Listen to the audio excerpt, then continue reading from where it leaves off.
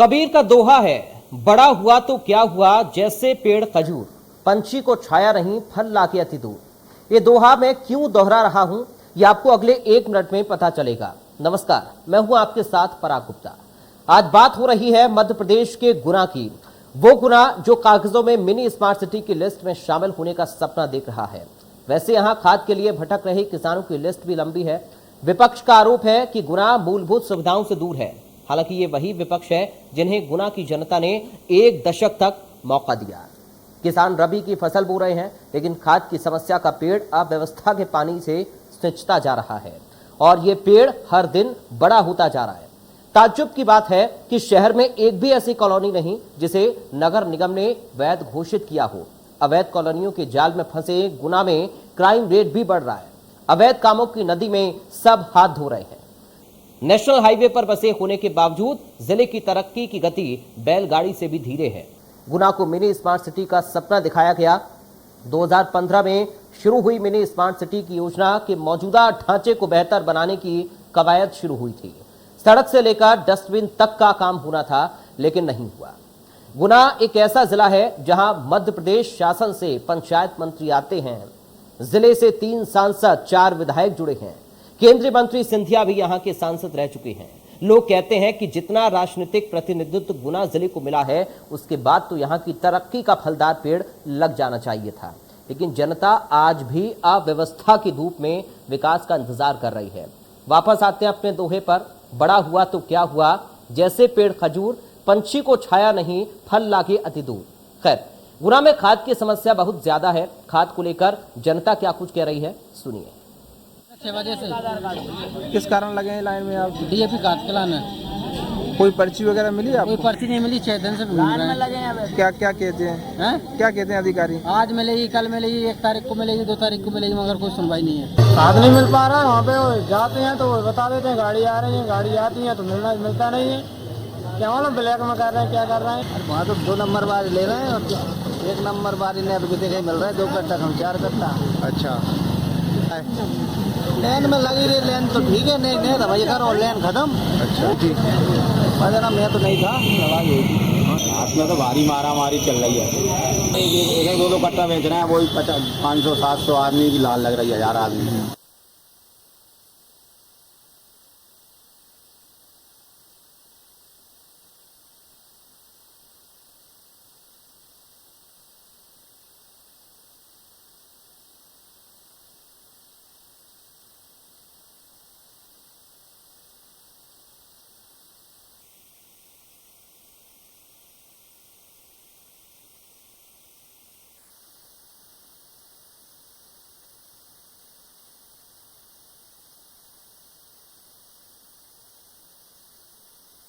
बात हम करेंगे गुना की, जिसको विकास का इंतजार है। गुना की जनसंख्या के हिसाब से जितनी सुविधाएं लोगों को मिलनी चाहिए, उतनी सुविधाएं लोगों को नहीं मिल पा रही हैं। 4 विधानसभा क्षेत्र हैं जिले में और ताज्जुब की बात यह है कि 3 सांसद हैं, 4 विधायक जुड़े हैं, लेकिन विकास का इंतजार आज भी क्यों लोग कर रहे हैं, ये एक बड़ा सवाल बना हुआ है। आज हम चर्चा इसी पर करेंगे कि जितना राजनीतिक प्रतिनिधित्व गुना जिले को मिला, उसके बाद तो यहाँ की तरक्की हो जानी चाहिए थी, तो फिर तरक्की में कमी क्यों रह गई? आखिर किन चीज़ों की अड़चन आ रही है, किस तरह की अव्यवस्था यहाँ पर है, आज इसको समझने की हम कोशिश करेंगे।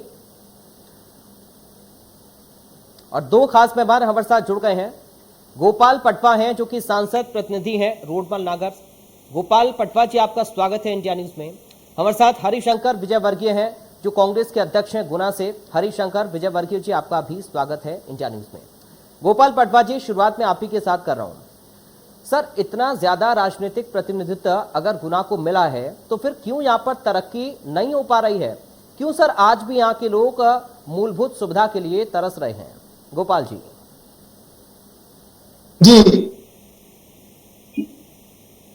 देखिए, निसंदेह रूप से जितनी तरक्की होना चाहिए थी उतनी तरक्की नहीं हुई जी। और एक चीज आप सुधार कर लीजिए आदरणीय भाई साहब, हमारे पास 4 सांसद हैं। आदरणीय ज्योतिरादित्य सिंधिया जी, आदरणीय दिग्विजय सिंह जी, आदरणीय कृष्णपाल सिंह जी और आदरणीय रोडमल नागर जी। जी। रोडमल नागर जी राघवगढ़ और चाचौड़ा से प्रतिनिधित्व करते हैं राजगढ़ लोकसभा के नाते, तो वो गुना जिले में ही आते हैं, इसलिए हमें 4 सांसद मिले। ठीक है। एक केंद्रीय मंत्री है, एक प्रदेश के मंत्री है।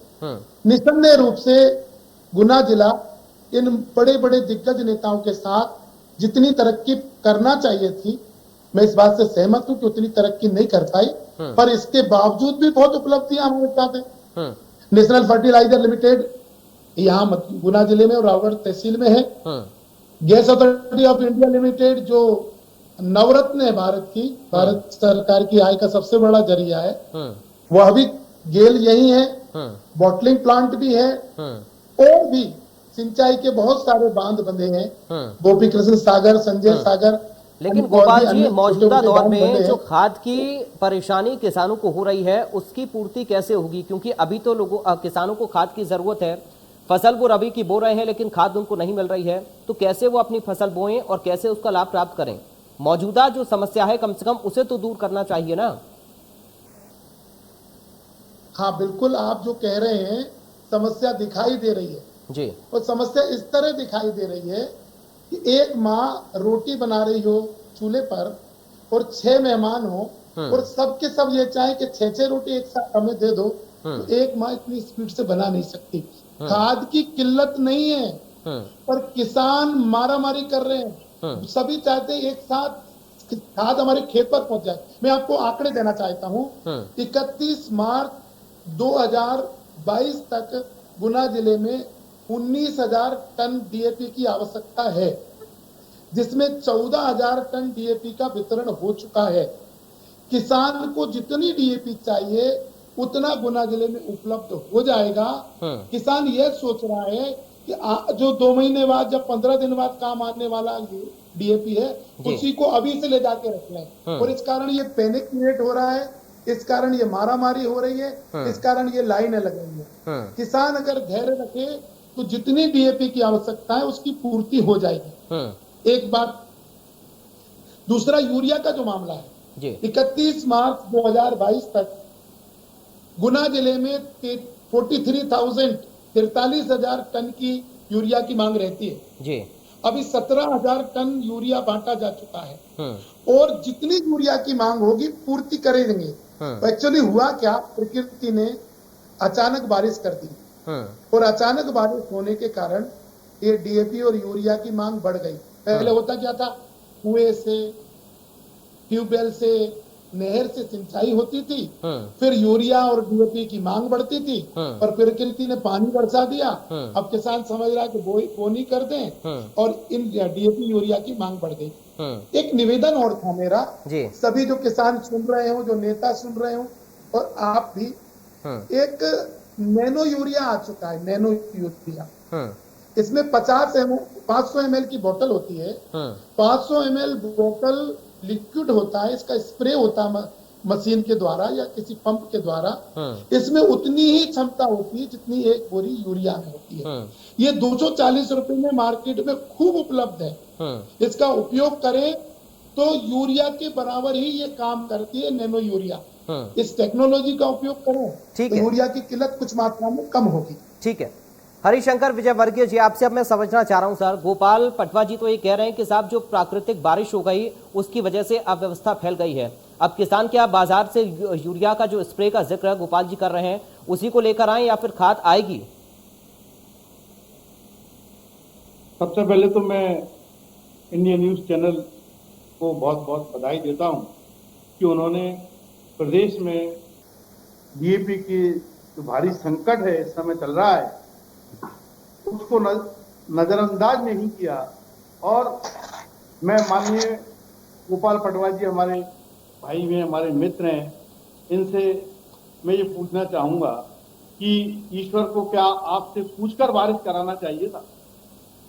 अचानक बारिश आ गई, ये कोई आपका प्रश्न जवाब नहीं है श्रीमान, बारिश तो आना ही था। क्या शासन को पहले से खाद की व्यवस्था डीएपी की नहीं करके रखना चाहिए था? आज से 10 साल पहले, 7 साल पहले जब भी कांग्रेस की गवर्नमेंट रही, ऐसी मारा मारी तो गोपाल जी आप और हम यहीं रह रहे हैं, हमने कभी नहीं देखी खाद की, क्योंकि किसान पिछली फसल में निपट चुका है, पूरी फसल उसकी चौपट हो चुकी है सोयाबीन की, अकाई जुताई तक नहीं निकली उनकी। और ऐसी विषम परिस्थिति में आज जब उसको पानी बरस गया, ईश्वर की कृपा उसके ऊपर हो गई, तो वो बोनी नहीं कर पा रहा, रबी की फसल नहीं बो पा रहा। और आप कह रहे हैं कि कोई कमी नहीं है खाद की। हाँ, एक बात बिल्कुल सही है श्रीमान, जितनी खाद चाहिए उतनी खाद ब्लैक में बिक रही है और किसान को मिल रही है। लेकिन आपके सांसद जी, आपके मुख्यमंत्री जी इस पर अगर लगाम लगाएं तो निश्चित रूप से किसानों को राहत मिलेगी। इस समय जो वितरण हो रहा है खाद का, वहां पुलिस विभाग को लगाकर, अन्य अधिकारियों को लगाकर ब्लैक मेलिंग के और अनेक रास्ते खोल दिए गए हैं। किसान जो सीधा साधा है वो तो बेचारा लाइन में लगा है, पीछे के दरवाजे से खूब खाद बिक रही है, खूब ब्लैक हो रहा है। तो कृपया आप चूंकि शासन में हैं, पटवारी जी, मैं आपसे निवेदन करूंगा कि आप जिला प्रशासन से अनुरोध करें कि इसकी वितरण व्यवस्था में ईमानदारी बरती जाए, जिससे किसान जो संकट में है पिछली फसल के कारण, बर्बाद होने के कारण, आप उसकी कुछ मदद कर सकें, ये हमारे किसानों का सौभाग्य हो। ठीक है गोपाल पटवा जी, हरिशंकर जी कह रहे हैं कि खाद तो बहुत है, हम इस बात को स्वीकार भी कर रहे हैं, लेकिन उसकी ब्लैक मार्केटिंग हो रही है, पीछे के दरवाजे से खाद की ब्लैक की जा रही है। और आप ये कह रहे हैं कि साहब 240 रुपए वाली बोतल ले आइए मार्केट से खरीद कर और उसका स्प्रे कर लीजिए। देखिए, ये विषय वास्तव में राजनीति का नहीं है। किसानों के साथ, मैं खुद किसान हूँ, सभी किसानों से सहानुभूति है। पिछली फसल में लोग लुटे पिटे बैठे हैं, इसमें भी कोई दो राय नहीं। प्रभु कृपा से जल वृष्टि हुई है, उस विधाता का बहुत बहुत धन्यवाद हम कर रहे हैं। और ये केवल इसलिए उत्पन्न हुआ है कि लोग बहुत जल्दी सारा स्टॉक अपने खेतों में ले जाके रखना चाहते हैं। अब मान लीजिए यूरिया की 10 कट्टे की आवश्यकता उनको फरवरी तक है, पर वो चाहते कि अभी ले जाके रख लें। अगर धैर्य से कम में वो काम चला लेंगे, तो उत्पादन निरंतर हो रहा है, निरंतर खाद वितरण स्थल तक आ रही है। अब जितनी आती जा रही है वितरण हो रहा है। रही बात ब्लैक मार्केटिंग की और इन सब की, ये तो कांग्रेस जमाने की पुरानी बीती बातें हैं। सारे प्रशासनिक अधिकारी नजर रखे, पूरी मीडिया नजर रखे। और मैं कहना नहीं चाहता, मैं राजनीति नहीं करना चाह रहा, नहीं, बरसों हमने देखा 4-4 दिन खाद की लाइन लगी रहती थी और लेने जाते थे खाद का कट्टा और पिटाई होती थी, हाथ में बंधवा के आते थे पट्टा, और बहुत सारे होते थे रट्टा। ये समय बीजेपी के जमाने में नहीं हो रहा, हमने निरंतर उत्पादन बढ़ाया है। ब्लैक मार्केटिंग, आदरणीय भाई साहब हरिशंकर जी, मैं आपका बहुत सम्मान करता हूँ, आप सम्मान के काबिल भी हो, योग्य व्यक्ति हैं, आपको नमस्कार कर रहा हूँ। पर मैं आपको बताऊं, यूरिया की ब्लैक मार्केटिंग 4 तरह से होती है। एक केमिकल फैक्ट्री वाले ले जाते थे, एक शराब बनाने वाले ले जाते थे, और तीसरा दूध बनाते थे। मोदी जी ने 2 काम किए, यूरिया को नीम कोटेड कर दिया। नीम कोटेड यूरिया से ना कोई केमिकल बनेगा, ना शराब बनेगी, ना दूध बनेगा, और किसी अन्य उपयोग में यूरिया को ले नहीं सकते। इससे ब्लैक मार्केटिंग रुकी है। जो लोग ब्लैक मार्केटिंग कर रहे थे, एक माफिया बन गया था, यूरिया माफिया, वो समाप्त कर दिया। और मोदी जी के जमाने में दूना उत्पादन किया है। अब योग संयोग कभी कभी ऐसे होते हैं कि मांग बढ़ जाती है और उतना उत्पादन नहीं हो पाता, तो यह पैनिक क्रिएट होता है। तो यूरिया की कमी देश में नहीं है, डीएपी की कमी नहीं है। ठीक है, आप बताइए। हम उम्मीद गोपाल पटवा जी कर रहे हैं कि अगर आप इस बात का दावा कर रहे हैं कि कमी नहीं है यूरिया की, डीएपी की, तो कम से कम किसानों को उपलब्ध हो। लेकिन अब मिनी स्मार्ट सिटी को लेकर आपसे सवाल करना चाह रहा हूं सर। सपना दिखाया गया है गुना को मिनी स्मार्ट सिटी का, लेकिन इसकी परिभाषा क्या आप जानते हैं सर? क्या इसकी परिभाषा है और क्या उस परिभाषा के मुताबिक वहां पर सुविधाएं लोगों के पास हैं? गोपाल जी। नहीं, निश्चित तौर पर आप जो कह रहे हैं, मिनी स्मार्ट सिटी के जो सपने दिखाए गए हैं वो साकार होना चाहिए जी। मिनी स्मार्ट सिटी में वे सारी की सारी सुविधाएं होना चाहिए जो बड़ी स्मार्ट सिटी में होती हैं। और मैं इस बात से सहमत हूं कि बहुत सारी योजनाएं, बहुत सारे डेवलपमेंट्स, बहुत सारे काम ये यहाँ होना चाहिए गुना में, उनकी कमी है। और हम आग्रह करेंगे मध्य प्रदेश सरकार से, केंद्रीय मंत्री आदरणीय ज्योतिरादित्य सिंधिया साहब से, हम आदरणीय दिग्विजय सिंह जी से भी निवेदन करेंगे, केपी यादव साहब से और आदरणीय रोडमल नागर जी जिनका मैं प्रतिनिधि हूँ, उन सबसे निवेदन करेंगे कि ये हमारा अपना क्षेत्र है, हमारी जन्मभूमि है, हमारी कर्म भूमि है, इतिहास में हमें लोग याद करेंगे। इसलिए मिनी स्मार्ट सिटी बनाने का जो सपना हम लेकिन गोपाल जी, आप अपनी सरकार से अगर आग्रह करेंगे तो सर जनता को जवाब कौन देगा? क्या इसमें भी कोई विपक्ष की राजनीति है? इसमें कौन सी अड़चन आ रही है सर? परियोजनाएं अधूरी पड़ी हुई हैं, सड़कों का चौड़ीकरण नहीं हो पा रहा है, इस तरह की स्थिति है, क्राइम रेट लगातार बढ़ रहा है, क्या यही स्मार्ट सिटी है? नहीं, देखिए, क्राइम और विकास दोनों हमेशा चलते रहे हैं। विकास कभी पूर्ण नहीं होगा और क्राइम कभी रुके नहीं, परंतु क्राइम पर जितना कठिन कंट्रोल किया जाना चाहिए उसमें हम सहमत है, इसमें कोई दो राय नहीं।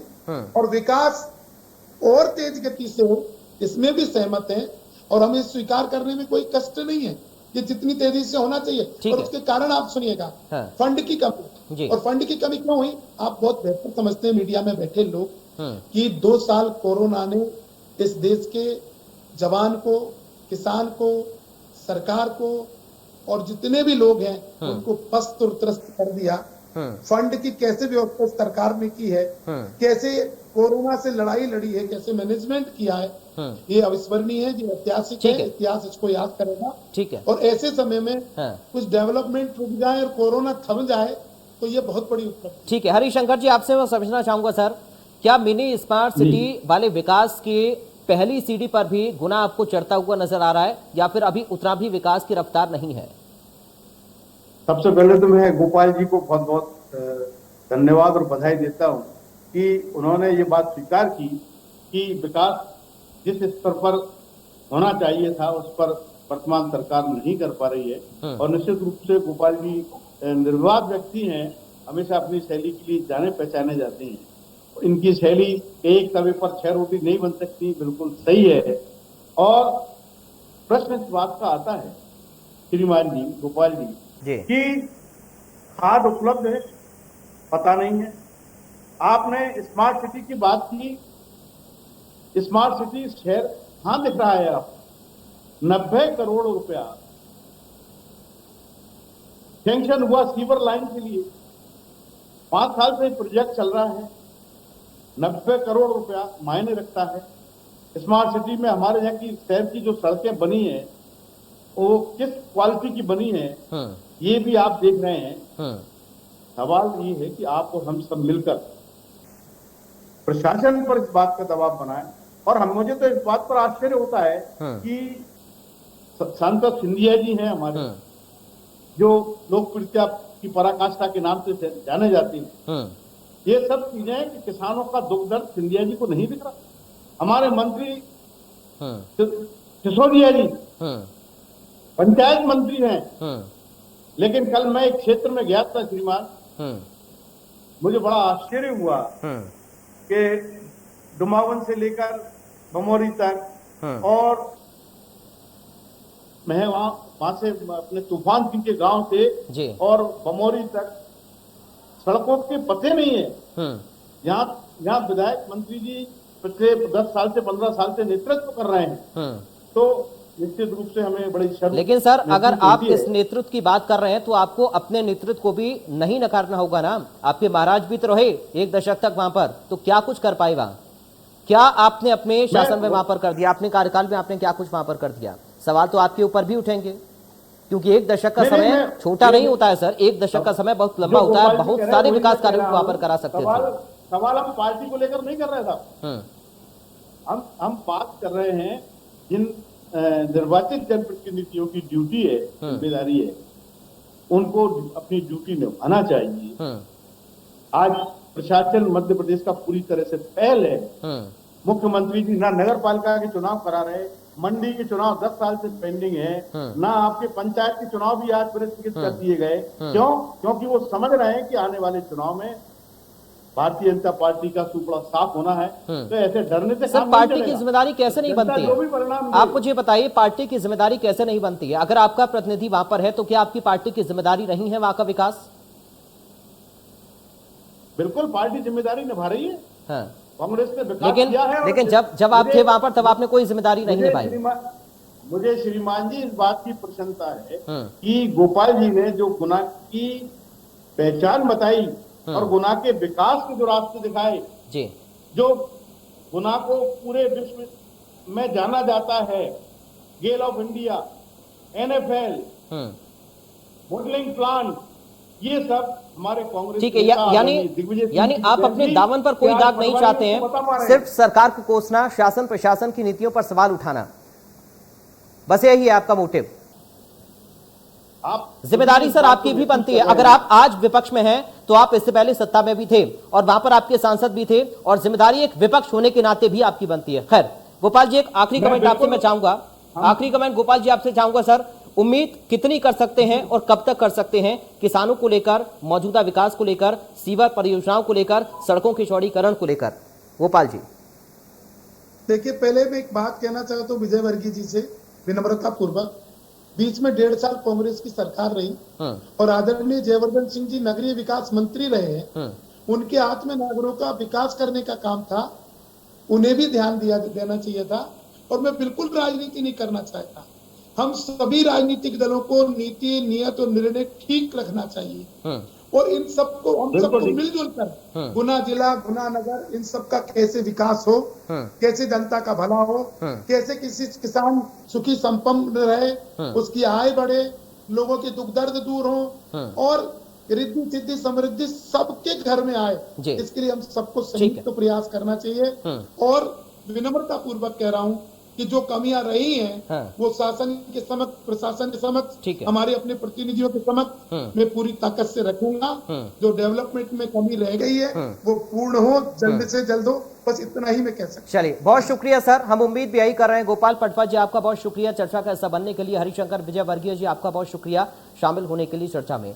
तो जिस मिनी स्मार्ट सिटी का सपना गुना के लोगों को दिखाया गया है, हम उम्मीद ये कर रहे हैं कि जल्दी उसको पूरा भी किया जाए। फिलहाल दीजिए इजाजत, आप बने रहिए।